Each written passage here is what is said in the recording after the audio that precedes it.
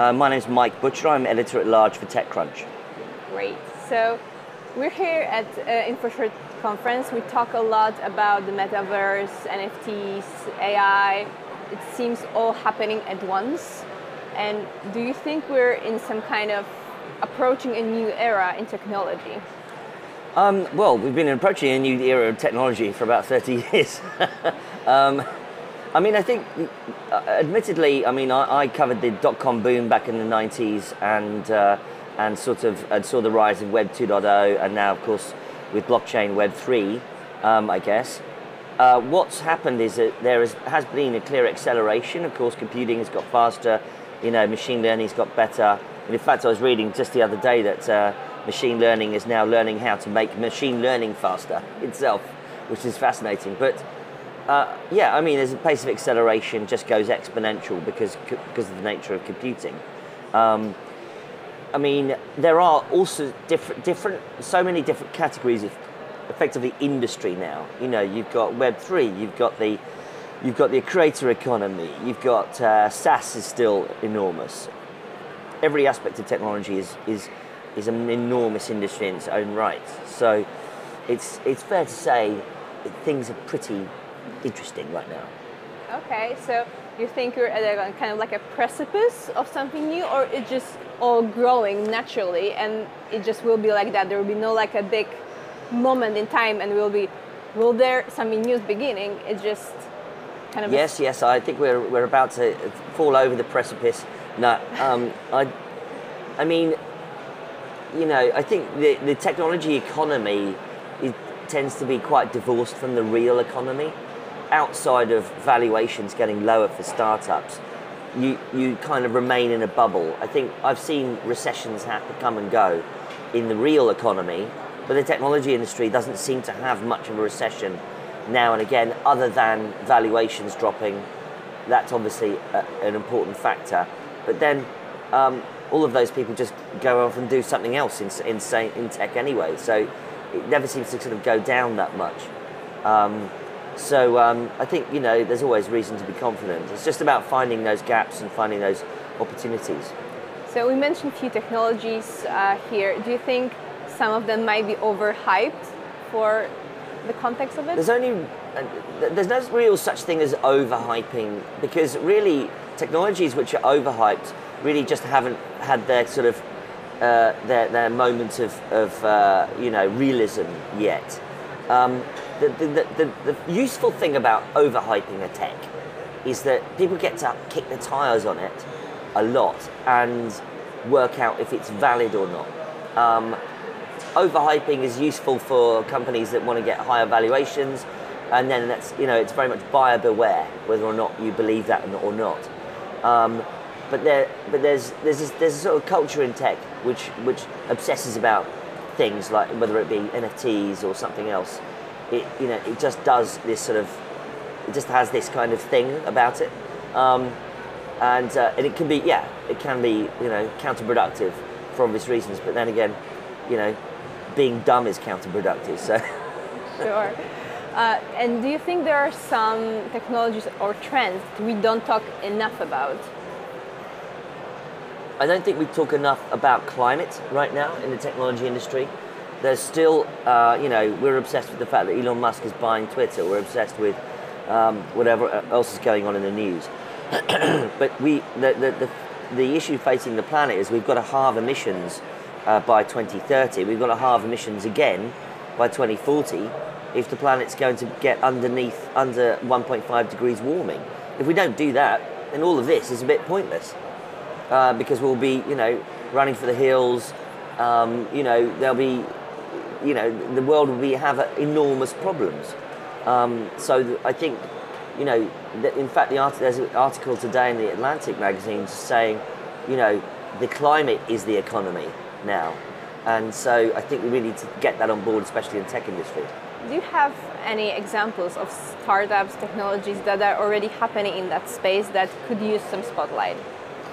Well, the climate tech is pretty big, and there's still plenty of interest in it. You've got Plan A out of Berlin, you've got Persephone in New York, you've got Normative These are all SaaS platforms now, which are climametrics, or what was it?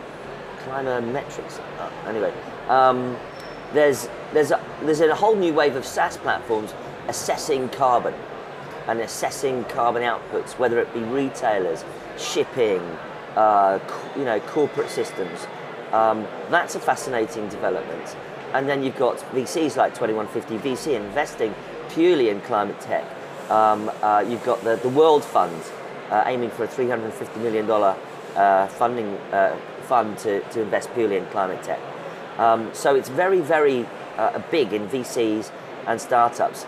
And I just think there's so much more to be done. Like all of this, we're surrounded by plastic and metal and things, many of things which probably won't end up being recycled or reused. It's absolutely insane. I mean, the amount of carbon produced by a conference this size is really big. So we've got to start working out how to be more of a circular economy in tech, also in the things that we actually do ourselves. On that note, do you think there are any spaces in that particular aspect of sustainability that are kind of an opportunities for startups that can still be developed? Well, it's all an opportunity, really. I mean, you've got material science doing things like to replace plastics. You've got better tracking of carbon emissions. There are so many opportunities. They're just there to be found. I mean, certainly, from my perspective, I don't care anymore about another SaaS platform that can do my expenses. I don't care. I mean, there are so many companies that do that now. It's a rounding error which one you pick. That's not very interesting. So if you're doing another SaaS platform to track expenses or whatever, I mean, who cares? Shrug shoulders. There are much more salient issues to be dealt with right here, right now. Your speech here on Infoshare is about the metaverse, and we've met a few people here who are talking about it. A lot of them are very excited, but there are also some skeptics. What are your thoughts on it? I mean, I think it's just very early days for the so-called metaverse. A lot of the time also people confuse their terms. In the crypto world, they use the word metaverse all the time because they think that the metaverse is going to be crypto-based. Other people in XR and VR think about the metaverse as purely three-dimensional and using headsets. So you've got to define your terms. You've also got to look at the hardware, because I think it's a hardware game a lot of the time. Apple's supposedly developing headsets for this. We've obviously got Meta, which for Meta/Facebook, producing its own headsets, spending enormous amounts of money on this every quarter, and not really coming up with very much right now. And then you've got the sort of indie metaverses like Decentraland and Roblox and the Sandbox, for instance, who are using a crypto-based metaverse, three-dimensional world, and it's very much asset-based. Get a plot of land, walk around, go to a rock concert inside the metaverse, etc., etc. It feels like kind of old-fashioned to me because having to walk around something in the metaverse, I find super tedious, to be honest with you. Rather than just like click and you're there and watch something. But it's all it is obviously a lot of hype right now. But there's enormous numbers of issues that need to be sorted out. The hardware needs to be sorted out. These metaverses don't talk to each other. There's so many different types. And then you've also got business-to-business enterprise metaverses, like the one that BMW just built to create an entire factory in a metaverse so that it can train people more easily. So there are so many different aspects to it right now. But I mean, it's a very creative time, and there'll be lots of new creative things going on in that space. So you mentioned few approaches to metaverse and few maybe definitions to say. Do you have your favorite definition? Can we even say that there's like a one definition of metaverse today? I mean, there's no one single definition. If it were me, I would say that it needs to be something around a blended reality between the real world and a kind of interface over that world. So it needs to be eye-based, so that you're using it effectively with your eyes, and I think that it needs to enhance human experience, and it needs to be really useful. Really, I mean, to really take off, it needs to be either super entertaining like games or genuinely useful. Social media was useful for initially keeping in touch with family and friends. It's a bit of a bonfire right now, dumpster fire, but that was useful in that sense. It was like your address book, you know. Other kinds of technologies have utility, and that's what the metaverse needs to have. It needs to have utility. But I think it's definitely a blended reality approach, and sometimes flipping into virtual reality, of course. But as I said, the hardware aspects still need to be sorted out. You know, sitting with something over your head or over your eyes for hours at a time is, you know, a challenge, and I haven't seen the technologies to crack that nut yet. But do you think it will be the technology that will dominate the future, or is it too soon to tell? No single technology has ended up dominating as such. I mean, we still use computers even though we have smartphones. We still use smartphones even though we have iPads and tablets. So it's a bit like saying television will kill newspapers. It didn't kill newspapers. It just made newspapers have to behave differently. So the medium and the message, you know, come out different ways. I think, but yeah, there's a lot of money being spent right now by Apple, by Nvidia, for instance, also by Meta, in making the metaverse happen. And the jury's out on how long that's going to take. It hasn't, you know, so far it's relatively underwhelming, I think. You mentioned the tech aspect. So what needs to happen for us to actually use this technology like every day to become more popular and more useful? Without wanting to repeat myself, I think it just has to have a lot of utility. I mean, I think that when Alexa turned up out of the blue, everyone thought, well, why would I want an Alexa in my house? Turns out it's actually quite useful. Because you don't have to use your hands, do you? You just have, instead of sort of getting your phone out and like dialing up a song or trying to get a news flash or something, you say, hello, Alexa, what's my news? Or what's the weather today? And so it's so easy. And so the metaverse needs to be as simple as just going like, I need to work out where I need to go. Oh, right, okay, bang, and then it'll simple as that. That's where we need to get, but we are quite a long way away from that happening yet. So yeah.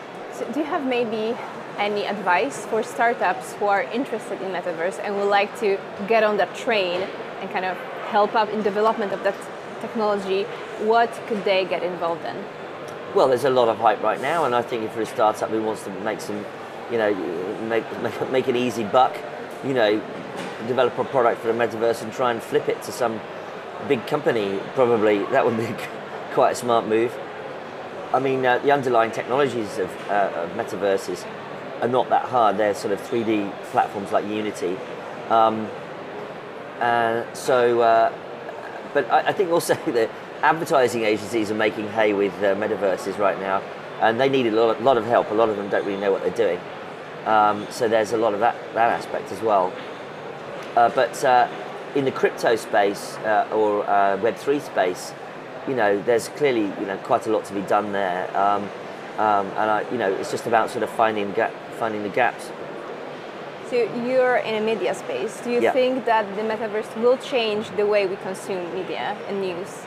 It would have to get a lot more adoption right now. There are about over 3 billion people on the internet right now. The number of people using metaverse type platforms is absolutely tiny compared to Facebook, Twitter, Insta, TikTok, etc. So the media is not pumping news into the metaverse that much anytime soon. Perhaps it will, but it will have to get that consumer adoption first. Do you think they will, and how should they prepare for that change or switch? I mean, the media has learnt to try and dabble and experiment. I saw Time magazine, for instance, is doing something in, I think it was in Decentraland, I might be wrong about that, or Sandbox, I can't remember which one. But the media, if it's got some spare cash, which usually is not the case, can dabble in these spaces, but it's, you know, usually it's not that hard to kind of dabble. It's whether or not it's worthwhile long enough. That, you know, the media's done a lot of things like pivot to video, and sometimes that worked, sometimes it didn't. But you know, smarter people than me will be coming up with clever ideas. So you've been involved in startup ecosystem for a few years now. So what do you think distinguishes a successful startup from that on a route to failure? I think the big sort of underlying secret about the technology industry is it's really not about technology, it's about people. And especially when you're doing something new, like a startup, getting that kind of core team together that really knows what it wants to do and is going in the same direction and has developed develops its own kind of culture is incredibly important. And the startups that I see as successful are the ones that do that. The unsuccessful ones are ones where the team has big differences of opinion of what direction they're going in. They fail to develop culture. They also don't have the grit to just keep going. Sometimes I see, and I also see startup founders, sometimes what they call in England, we call flogging the dead horse. Sort of, you know, the horse is dead and yet you're trying to kind of whip it to make it wake up. And sometimes I see entrepreneurs just continuing to just, you know, push something that just isn't going anywhere. And you need to know when to stop, can it, and just move on and come up with a new idea. The startup founders I see succeed are the ones who know that that's happening, and then they pivot, they go, you know, the classic phrase pivot, and they go in a different direction. They take the product, they reshape it, maybe it was a consumer product, and now it's B2B. Those are the ones that tend to succeed. You said that the culture is very important in startup. What do you think make the culture successful in that way? Are there any characteristics of the general startup culture, or it's different for every startup? I mean, there are some classic phrases in a sort of leadership lingo, like, you know, to lead is to serve, for instance. And I think that teams will like to see the head of the ship looking after them, paying attention to their needs to some extent, and having a bit of love basically for that team. And I think that's pretty essential, really. It's fairly sort of basic human nature to need to do that. Sometimes, but that's on the flip side. Then I often see entrepreneurs borderline psychotics, basically. And, you know, some of them are a bit mad, not particularly nice people to know, but they just have a singular vision and they're very successful for it. Not people you necessarily want to have lunch with very often, but they're incredibly successful because they have this singular vision. And it's a wild ride, perhaps, when you join those guys. That's interesting, and yet people still want to work with them. So is it the vision that drives those companies? Simple. Is vision enough? Maybe that's the better question. Is self-interested greed? Self-interested greed probably plays a great big part of it. If you've, there's a certain couple of fintech companies I know who have a very singular vision. I don't think they're particularly nice people, but they gather teams and they go in a direction, and now they're sort of billion-dollar companies, and I'm sure they pay very well. Do you think that there's a change kind of over time, and that startups actually talk and think about culture more? You tend to have to really think about culture as you scale, because after about 150 people, which is Dunbar's number, you start to lose track of who everybody is. It took the Roman army about 400 years to work out that a human being could only remember somewhere between 80 and 150 people, roughly. And that became known as Dunbar's number. And so as soon as you get to that number, roughly around 100 people, that's when your culture starts to break down. because you're not such a cohesive team anymore. Scaling beyond that and retaining culture is the trick, it's not easy, but it can be done. So how actually build culture in a startup that is scaling very quickly, growing very quickly? It's a very good question. I think decentralization, sort of the decision making, really helps. Empowering people to make decisions. In the military, there's a phrase called mission command, which is where you're telling small groups of people, here's the mission, go and do it the best way you think you can. And that's very empowering, but it takes educated workforces, it takes useful culture.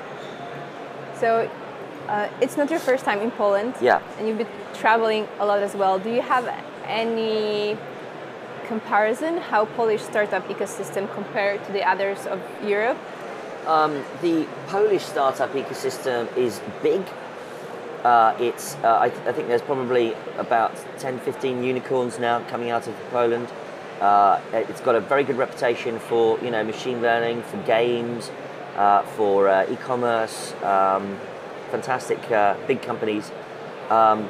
The issue with the Polish ecosystem is that it's got a very it's a very decent sized country. It's about 40 million people roughly, I think, if I'm not mistaken. I believe so. And that means that you can do a startup here and just focus on Poland and do very well, which is fantastic. But it does tend to stymie you when you want to go international, and so that tends to be the sort of decision that Polish startups have to make. Am I going to concentrate on the Polish market, or am I going to try and go international as well? And that's all, often the sort of the quandary that they face. Do you think Polish startups should think more globally? I think it would be helpful, because I think so much of what Poland could produce as an entrepreneurial ecosystem could be international if they thought about it earlier. The temptation, as I said, is to focus on the Polish market, and that's totally legitimate. The only issue is that it will limit you if you want to go international later on. We live in a very strange, I would say, times, for sure, very uncertain times. We have the pandemic, we have the war now, the inflation, and how do you see that affecting startup ecosystem? I don't see it affecting it a great deal. Also startups are very distributed now. So even if there's a problem with the offices, people just go and work remotely. I think the thing that is the war in Ukraine, the global recession.